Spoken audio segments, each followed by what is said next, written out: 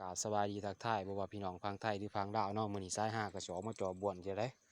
เพราะว่าเฮ็ดคลิปเต้นใส่เพลงได้ก็ย่านติดลิขสิทธิ์แล้วก็สิเปลี่ยนบรรยากาศเฮ็ดคลิปแน่เฮ็ดคลิปก็สลับปรับเปลี่ยนปะปนกันไปหั่นแหละสิมีหากินแน่เต้นแน่หลายอย่างและสาย5นี่ก็ถ้าติดตามผลงานแน่แล้วก็ไปเบิ่งกันว่าสิได้อยู่บ่มื้อนี้ก็สิเอาภาพบรรยากาศฝนก็กำลังหยุดตกมื้อนี้มื้อวานมื้อซื่นนี่ตกเลี่ยนเลยนี่ก็หน้าสายหามีสวนมันมีหน้าเขามีน้องปลาแต่ก็ไปเบิ่งกันมาสิได้อยู่บ่บาสิมานอยู่บ่มื้อนี้นี่ตัวนี้แม่นมองเนาะในกระสอบไปเบิ่งกันว่าสิมานอยู่บ่ว่าสิบางแผนแบบแล้วว่าสิใส่บอลได้กำลังเห็นแดดมื้อนี้เนาะให้เช้าหยุดตกเนี่ยเพราะว่าทางซ้ายใต้น้ำสิท่วมแล้วท่วมก็สิมาท่วมตอนเขาทอเขามาโอ้ยบ่ได้ได้เนาะหยุดเด้อซะเพราะว่าเขาน้ำก็สิได้เกี่ยวล่ะนี่สีใสเป็นยังได้แล้วสายหานี่สีตัดเป็นยังสีบ่ดื้อสีไปพุ่นดีวะไปพุ่นเนาะเพราะว่าทางนี้ใส่เลืออยู่เอาไปเบิ่งกันบรรยากาศอยู่หน้าสายหากับสีประมาณนี้เนาะตัวนี้เป็นเขาเจ้ากำลังมาตัวถอกนั่งเลยก็มีแต่ว่าหน้าอยู่แคมบ้านนั่นเลี้ยงไว้เลยอีกบริเวณก็ได้เกี่ยวนี่ตัวนี้เป็นเขาเจ้าเนาะก็งามอยู่สูงโว้จนเพี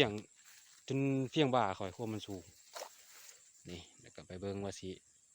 มานอยู่ว่ามื้อนี้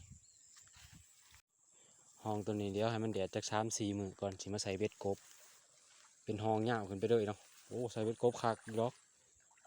ให้มันแดดก่อนกำลังเห็นแดดมื้อนี้ให้มันแดดจัก2-3 มื้อก่อนจังสิลองมาใส่เบิ่งเถื่อมานอยู่บ่จัก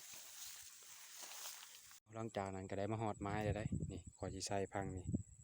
ตัดไป5 พังดักสิไล่ออกมาทางนั้นเนาะตอนใส่นี่สิบ่เห็นเด้อเพราะว่าบ่มีคนถือกล้องให้เอาไปเบิ่งกันว่าสิมานอยู่บ่หลังจากนั้นก็ได้ใส่มองไว้แล้วได้สังเกตปอมมอง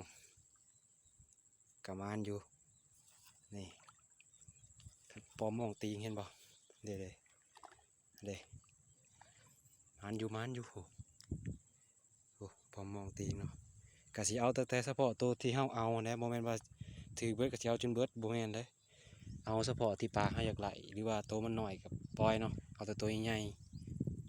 นี่บ่รอหรอคอยแต่หากินมาเนาะรุดสับรุดบ่ยังอยู่นี่ตัวนี้ปลาจีน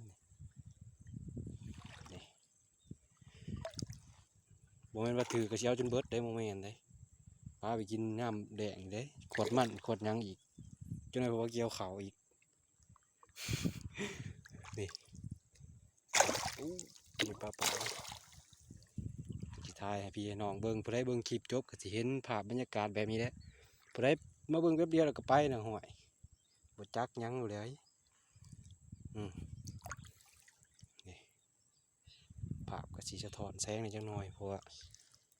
มันแดดทางนะเนาะนี่โอ้สุดผู้ใดโอ้มองยังตีงอยู่เอาไปเบิ่งตอนเขาเอาขึ้นเดี๋ยวว่าสิได้ยักแต้มไปยังบ่เดียวอยู่ได้ยังสิเขาไปไล่แถวน่ะออกมาอีกได้เพราะว่าสิคัดเอาเนาะสิคัดเอาปลาแบบสิเอาแต่ปลาปากตัวสีใหญ่ๆเนี่ยจักหน่อยแล้วก็ตัวหน่อยเขาก็ปล่อยขึ้นปลาจีนตัวได้ไม่ใหญ่ก็เอาเนาะตัวได้ไม่ใหญ่ก็ปล่อยขึ้นเอาไปเบิ่งกันมาเสียยักแต้มล้างจานก็สิเขามากวนแถวนี้ได้กวนออกไปใส่หมองเนาะผู้เขาก็สูงอยู่ถ่วมหัวนี่โคมันงะนี่สีขาวมาสียังให้มันตื่นแล้วก็ให้มันแดดออกกลางเนาะ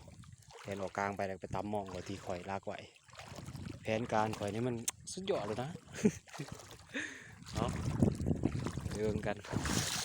ตัวสีอะไรจักแตกสียังน้อยเห็ดหนามตีงนี่มันก็ตื่นเลยปลาเนาะผูแล้วมันก็รีบออกคุณแดะสัตว์ออกกลางไปแล้วเนาะไปก็ไปตำมองข่อยเรียบร้อย หลังจากใส่หม้องอิหยังแล้วถือแล้วก็ได้อยู่4 โตว5 โตวถึงอยู่ในหม้องเด้เพราะว่าท่านได้ปลดเนาะ